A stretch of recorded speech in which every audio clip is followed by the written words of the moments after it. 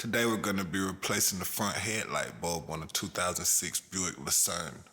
I noticed it was out the other night, so I knew I had to change it immediately.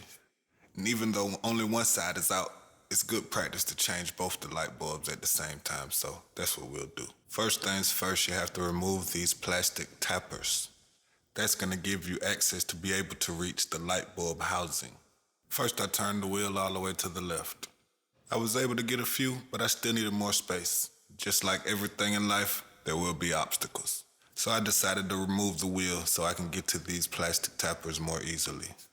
My particular car had a special lug nut, so I went and retrieved it from the glove box.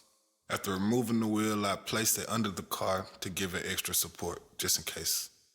After moving the plastic to the side, resting it on the axle, you can now access the headlight assembly. As you can see shown here, it's the little blue connector piece.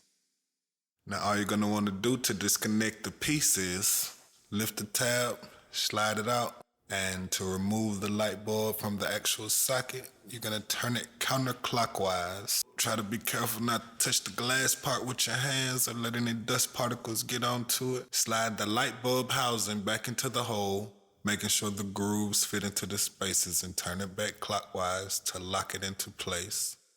Now let's see how it looks. Clearly you can see the right side is now way brighter than the left side, so we gotta make a match. As you see here, the light's on and working fine. Now it's time to put it back in. And that is how you change the headlight bulb in a 2006 to 2011 Buick Lucerne CXL.